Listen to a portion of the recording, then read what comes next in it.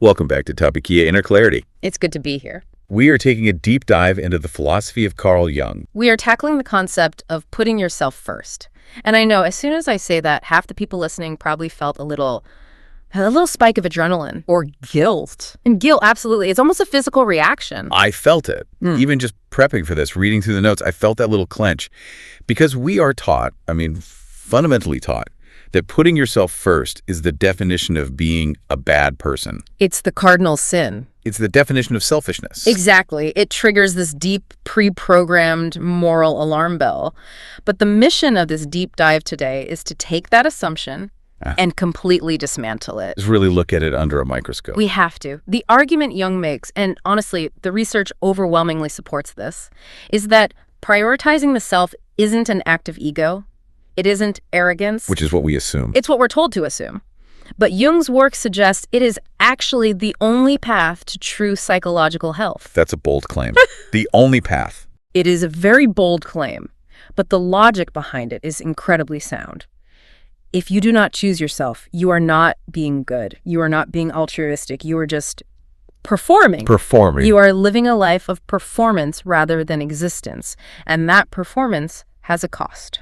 Okay, so we have a massive roadmap today to help us understand this. I think we need to lay it out. Let's do it. We're going to talk about the persona. That's the mask we all wear to survive socially. Then we're going to get into the shadow, which is a term people throw around all the time, on social media. And usually misunderstand. But rarely understand in the way Jung intended. Then we'll look at individuation, which is the journey itself. And we'll look at this really fascinating phenomenon called synchronicity. It is basically a roadmap to coming home to who you actually are, not who you were told you should be. Right. So let's jump right into the deed then, section 1. The diagnosis, or as the research puts it, the betrayal of the self. Powerful phrase. It is. And, when I read through the material, the first thing that jumped out at me was this paradox of selfishness. That physical reaction we mentioned. It is a physical reaction for so many people. The research mentions that for many, the word selfish causes a literal physical tightness in the chest, a knot in the stomach. It's almost a panic response. It is. Why do we have such a visceral, primal reaction to a simple word? Because it's a conditioned reflex. It's been trained into our nervous systems. Think about it. From the time we are very small children, toddlers, how are we socialized? Through praise and punishment. Exactly. We are praised when we share our toys, even if we really don't want to. We're called a good girl or good boy for being quiet so the adults can talk. We are praised when we anticipate someone else's needs before our own. Right, the good child syndrome, the one who doesn't make waves. Precisely. We are trained very systematically in a specific and quite damaging equation. We are taught that goodness equals sacrifice. And the more you sacrifice, the better you are. The better you are. The good child is the one who doesn't complain. The good employee is the one who stays late without being asked, who takes on extra work. The good partner is the one who has no needs of their own, who is always available. So we internalize this idea that to be good, to be worthy of love, means to essentially erase your own needs, to make yourself smaller so others can be bigger. And this leads to a dangerous psychological equation that so many of us carry into adulthood without ever questioning it. What's the equation? The equation is being loved equals being needed. Or, to put it more starkly, being loved equals being useful. Wow, that is heavy. Yeah. To be loved, I must be useful. So if I'm not useful, if I have needs of my own, then you are at risk of being abandoned. That is the subconscious logic. That's the fear that's triggered. So when you think about putting yourself first, your brain doesn't just hear a behavioral choice. It interprets it as choosing to be unloved. It feels like a threat to your very survival. That's why you get the panic response. It's your nervous system saying, warning, you are about to be cast out of the tribe. And Jung understood this paradox so deeply. He saw that the people most terrified of being selfish are usually the ones who have disappeared entirely into the needs of others. They've lost themselves. Completely. And the research uses a metaphor here that I think everyone has heard, but we really need to sit with it and look at it through this Jungian lens. The metaphor of the empty cup. You cannot pour from an empty cup. It's a classic for a reason. It is.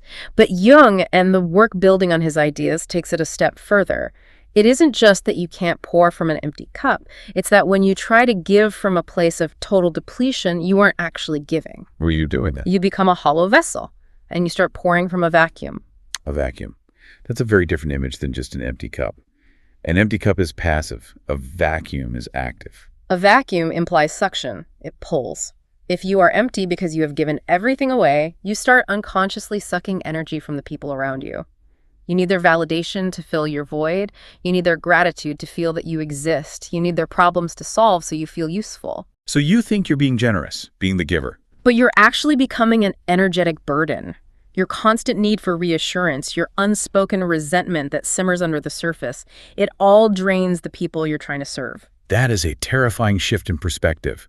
You think you're the most low-maintenance person in the room, but because you're running on empty, you become incredibly high-maintenance emotionally. Exactly. Your exhaustion becomes their burden to manage. Your resentment becomes their confusion.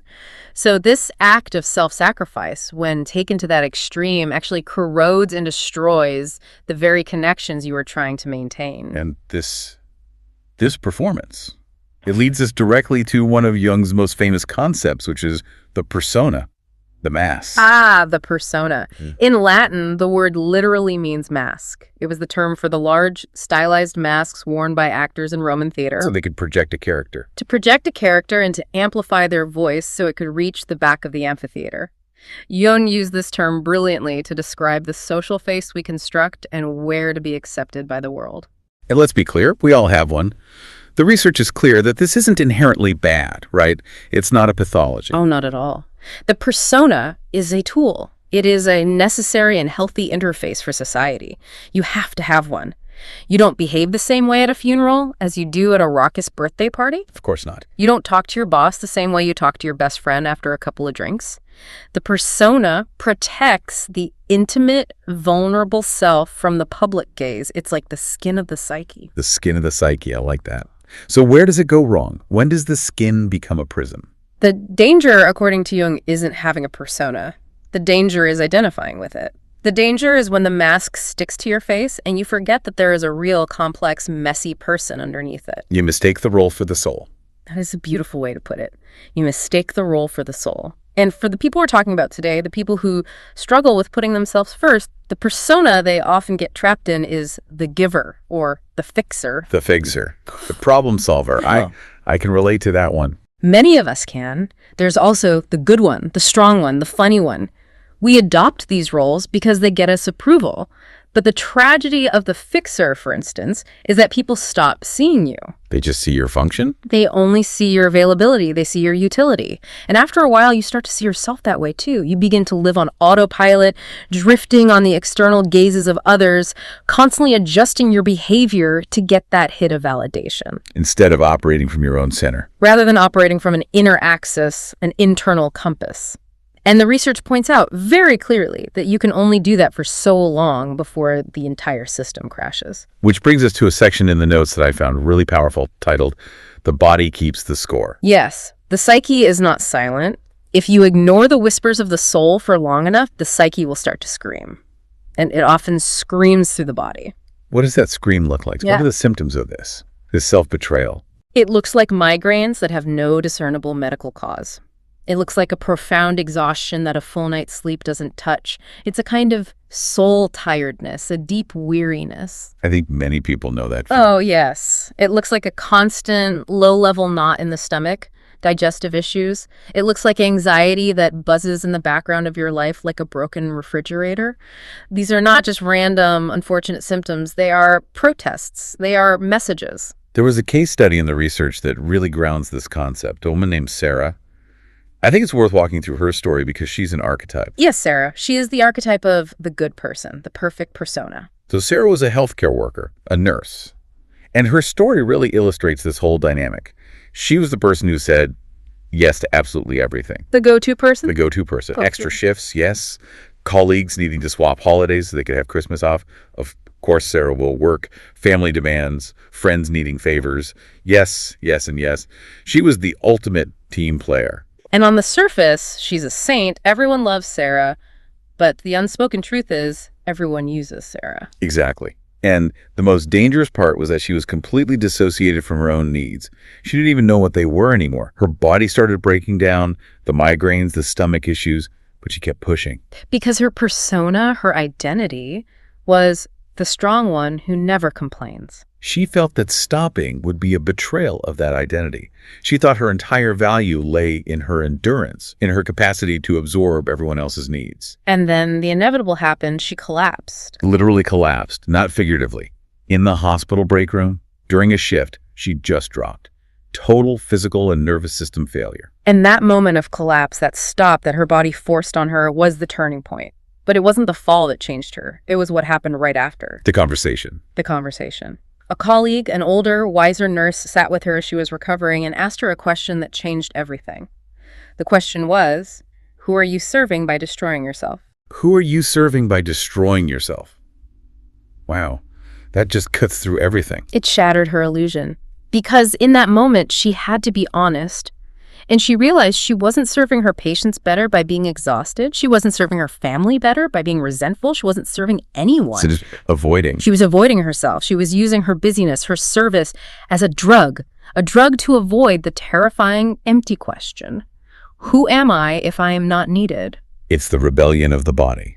The body eventually forces a stop when the mind refuses to set boundaries. It stages a coup. And that stop, that collapse, is an invitation. It is the beginning of the diagnosis. The diagnosis is, you have betrayed yourself to be loved by others, and it has not worked. It has made you sick and empty. So now we have to look for the solution. Which brings us to section 2. The core solution.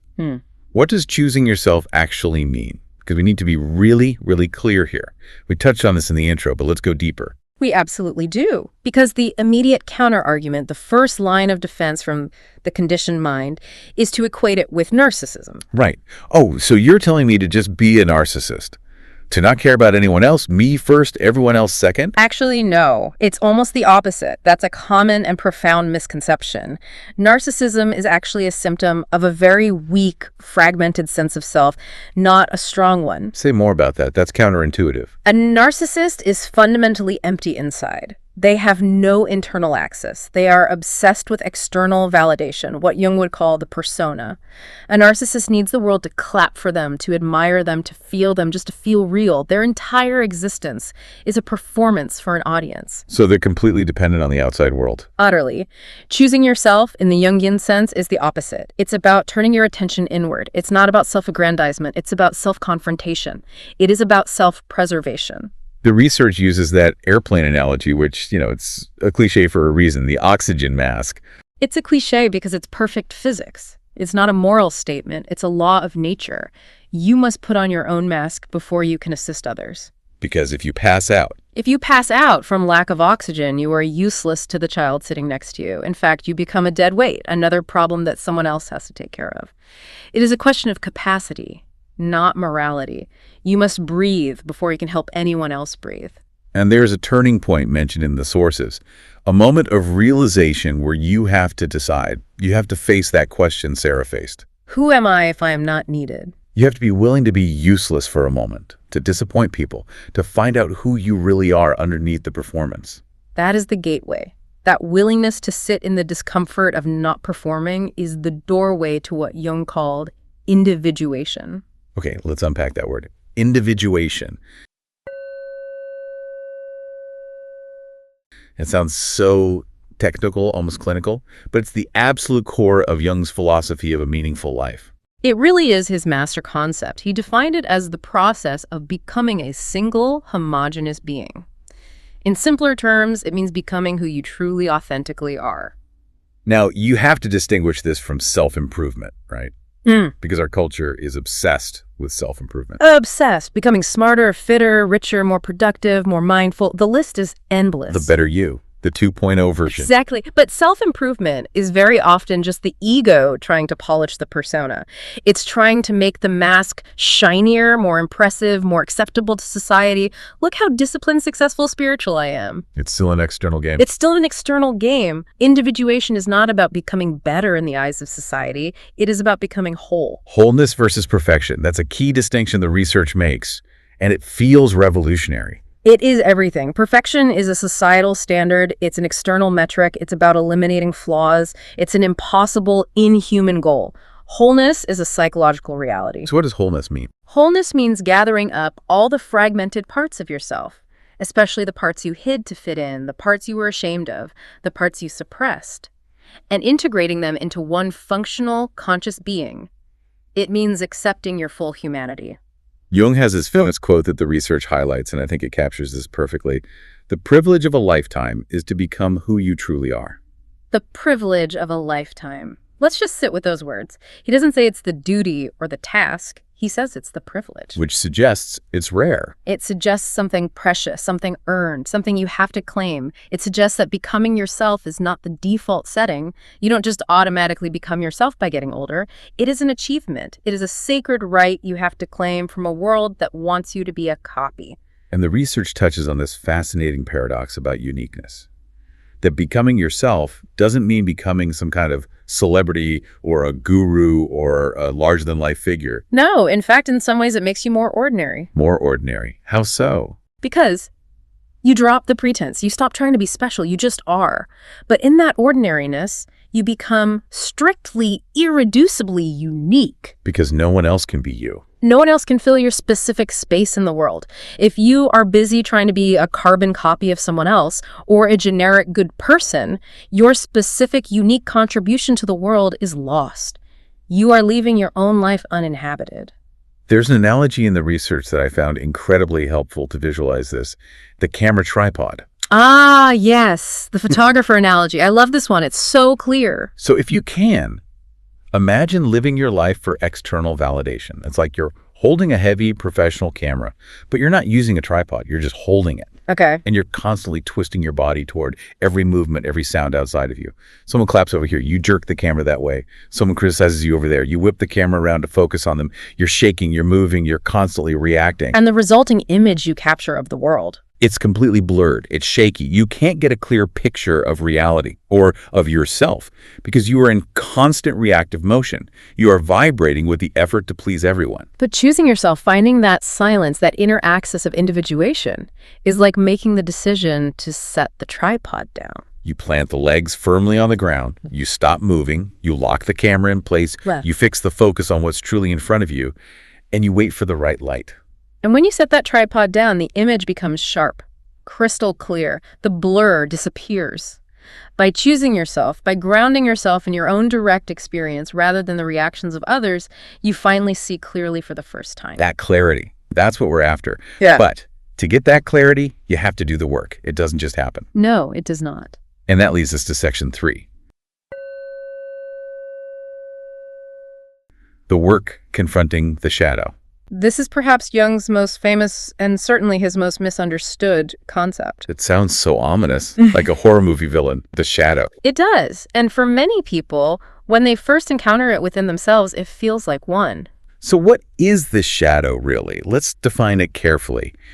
Is it just the evil part of us? The part that wants to, I don't know, kick puppies and steal things? No, it is not just evil, though our capacity for evil certainly lives there. The shadow, put simply, is the hidden baggage of the psyche. It is everything we denied, repressed, or rejected about ourselves because it didn't fit our persona, our ideal self-image. Okay, give me an example. Make that concrete. Well, let's say you were raised in a family where anger was considered bad or unladylike or impolite. You know, we don't raise our voices in this house. So as a child, every time you felt a natural surge of anger, you were punished or shamed. So you learn to suppress it. You learned to swallow it. You learned to smile when you were mad. That anger didn't just vanish into thin air. It went into the shadow. It became a not me trait. So the shadow holds all the negative stuff we don't like about ourselves. But, and this is so important, it also holds the positive stuff. It holds our unlived life. If you were raised in a very practical, pragmatic family where being an artist was considered lazy or unproductive, you might have repressed your creativity. Right. You had to be a lawyer or a doctor. You shoved your artistic passion into the shadow to be a responsible adult. So the shadow contains gold as well as dirt. It contains your power, your aggression, your sexuality, but also your vulnerability, your creativity, your spontaneity. It contains everything that you decided was unacceptable to show the world. And the mechanism here is suppression. We just push it down. We push it down to be good, to be accepted. But the research says, and Jung was incredibly clear on this, the more we suppress these traits, the denser and darker the shadow becomes. It doesn't disappear. It just goes into the basement of our psyche and starts lifting weight. It gets stronger and more autonomous. It becomes a splinter personality, and then it starts to leak out. Which brings us to the next mechanism the research highlights. Projection. Projection. This is how the shadow makes itself known, right? It's the primary way it leaks out. Since we cannot admit consciously that these traits are in us, our psyche performs the neat trick. It projects them onto everyone else. It's a defense mechanism that says, I'm not angry, you're the angry one. Can we make this really concrete? What does projection look like in everyday life? I feel like we see this all the time, but don't have the language for it. Oh, it's constant. Let's go back to the person who has repressed their need for rest. Their persona is the hard worker. They never take a break. They pride themselves on their stamina, their 60-hour work weeks. Okay, I know this person. We all do. Now, they see a colleague who leaves work promptly at 5:00 p.m. every day to go home to their family. That colleague has good boundaries. But our hard worker doesn't see healthy boundaries. They see laziness. They feel a surge of irrational anger and judgment toward that person. Look at them, slacking off while I'm here suffering for the cause. Precisely. But that intense emotional reaction isn't really about the colleague. It's a projection. You are judging them for being lazy because you are secretly, desperately jealous of the rest they are allowing themselves to have. But you can't admit that jealousy or that desperation to yourself. Because it would shatter your persona as the hard worker. So instead, you attack it in them. You see your own disowned need in them, and you despise it. That is projection. So shadow work is the process of taking that projection back, of owning it. Yes. It's the work of withdrawing our projections from the world and realizing they are maps to our own inner landscape. There is a cornerstone quote from Jung in the research. One does not become enlightened by imagining figures of light, but by making the darkness conscious. I love that. It's so grounding. Enlightenment isn't about floating on a cloud of positive vibes. It's about going into the basement with a flashlight. It's about integration. It is about having the courage and humility to accept that you are capable of negative things, that you are capable of anger, you are capable of selfishness, you are capable of envy, of cruelty. That sounds really depressing. Why would I want to admit to myself that I'm capable of cruelty? Because a person who knows they are capable of anger is not controlled by it. They can choose how and when to use its energy. They can use anger to defend a boundary or to fight an injustice. A person who denies their anger, who insists I'm never angry, is possessed by it. Also, it leaks out sideways, they become passive-aggressive, or they have sudden explosive outbursts that seem to come from nowhere. They're a slave to the very thing they deny. Owning it gives you agency. So it's about control or conscious choice. It's about wholeness. And remember, the research points out that the shadow isn't just the dark stuff. It's also where we hid our inner child, all that wonder, that spontaneity, that creativity. So if you had to grow up too fast, if you had to be the responsible one for your family, you likely shoved your playfulness and joy into the shadow. Exactly. Shadow work is about retrieving those lost parts, too. It is about reclaiming your ability to play, to be silly, to create for the sake of creating, to be uninhibited.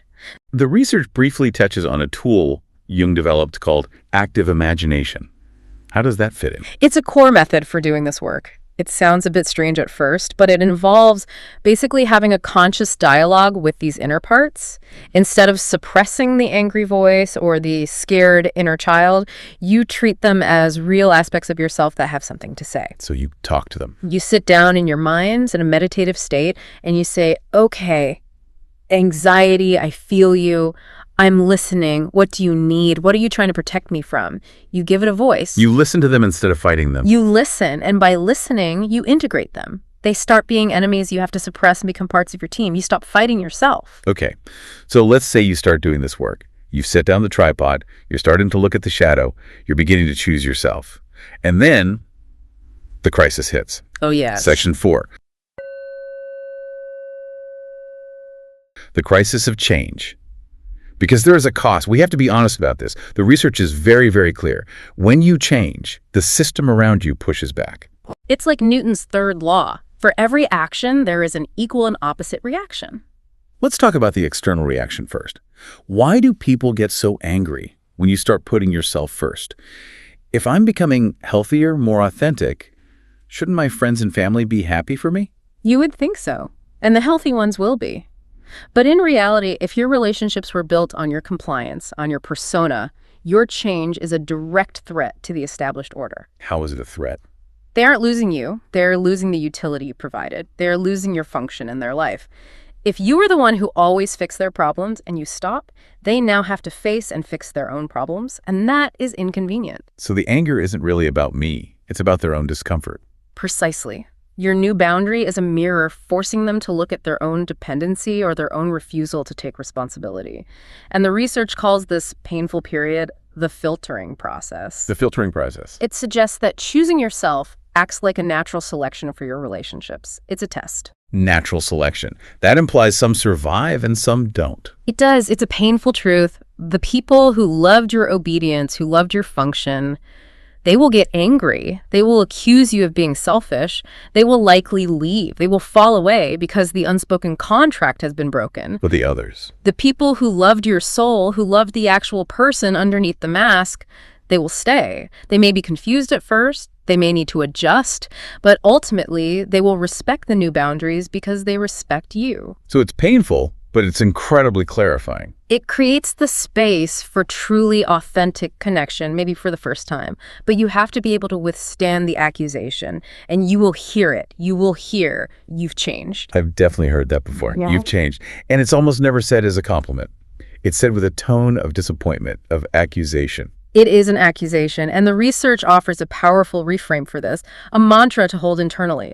When someone says, you've changed, the internal response should be, I haven't changed, I've just stopped pretending. I've just stopped pretending. That is the truth of it. You are finally showing your real face, and for some, it's a face they don't recognize or don't like because it doesn't serve them anymore. Exactly. But even if you can handle the external pushback, there is the internal struggle, which is often much, much harder. The guilt. The guilt, the internal police force, it can be overwhelming. That guilt is the echo of that childhood conditioning we talked about. It's the control mechanism that was installed in your nervous system.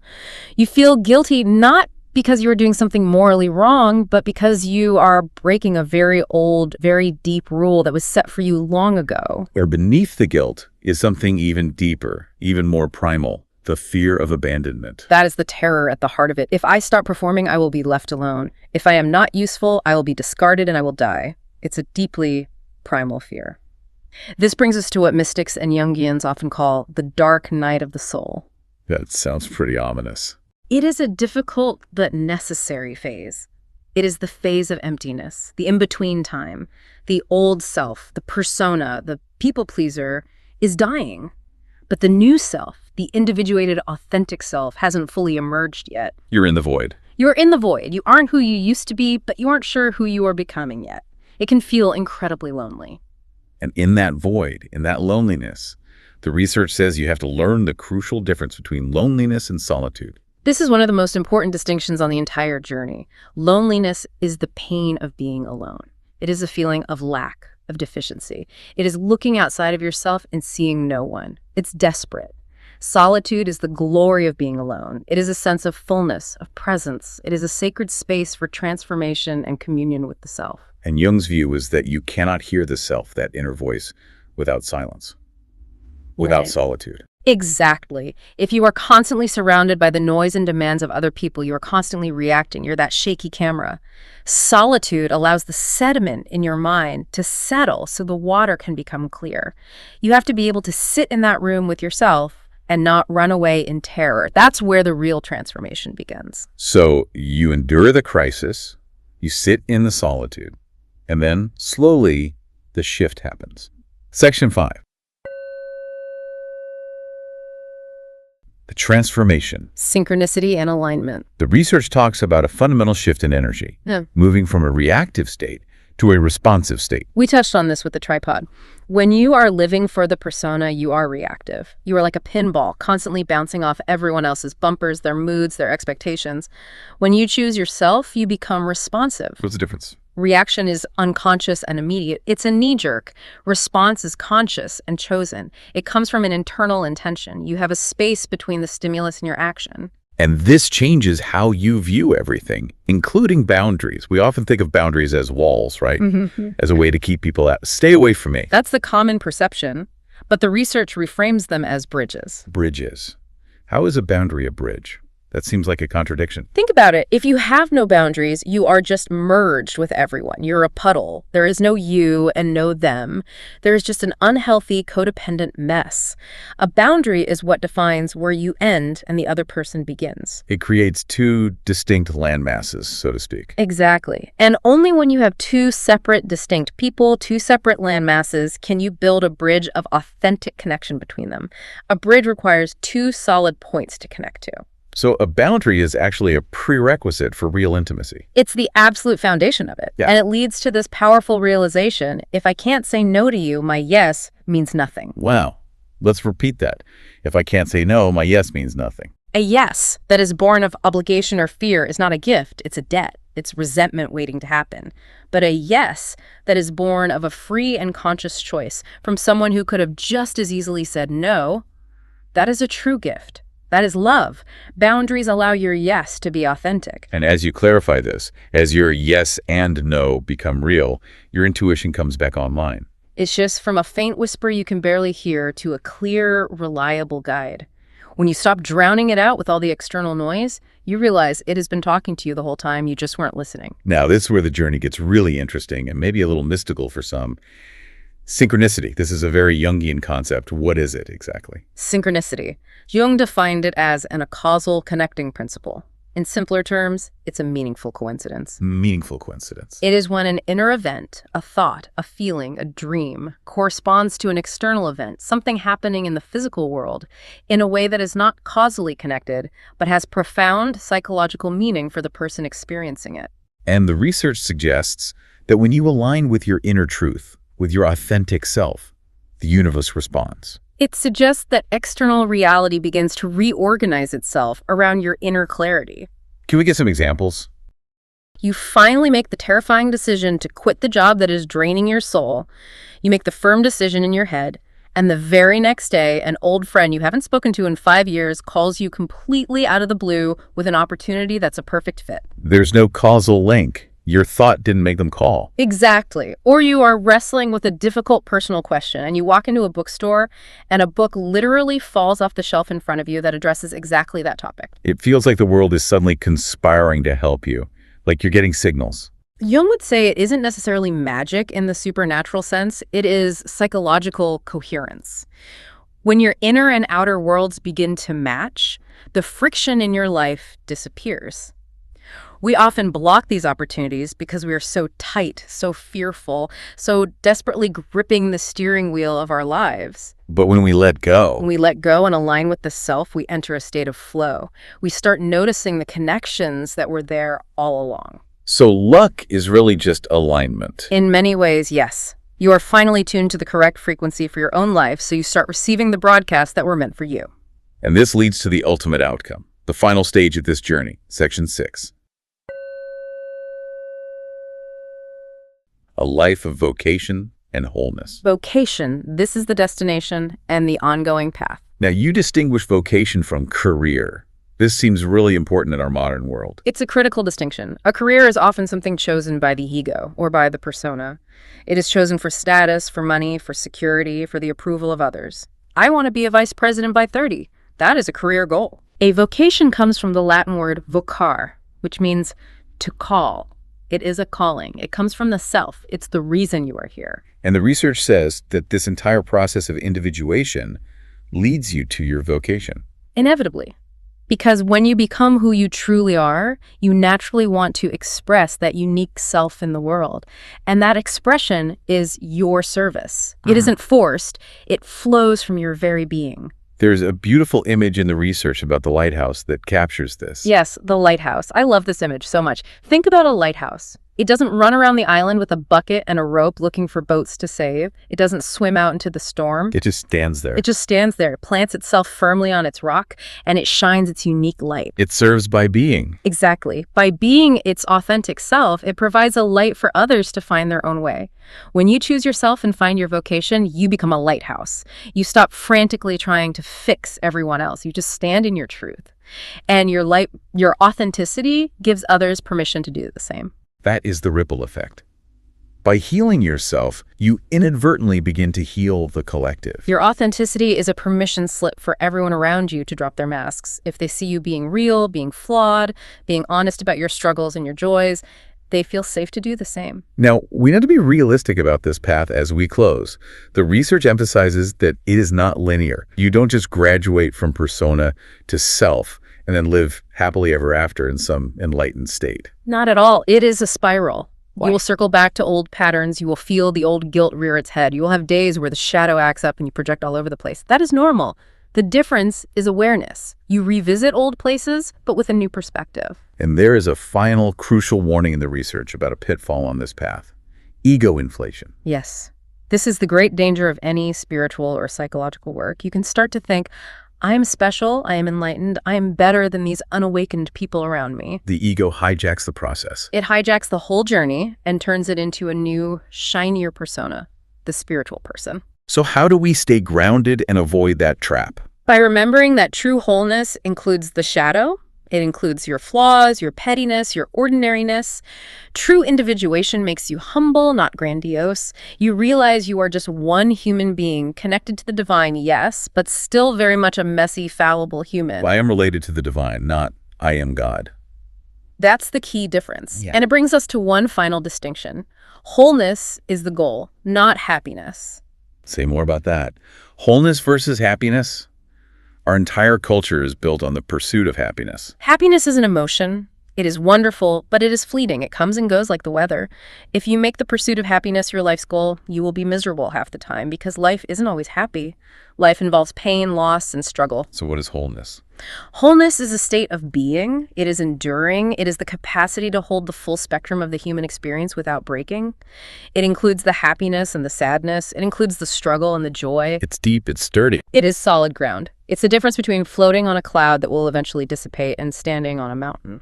So as we wrap up this deep dive, and it's been a very deep one, let's do a quick recap. This has been a lot to take in. We started with the diagnosis, the persona, the danger of living for the mask, betraying ourselves to be useful, and our bodies paying the price. Then we looked at the solution, choosing yourself. Not as an act of narcissism, but as putting on your own oxygen mask, setting down the tripod to get a clear image of your life.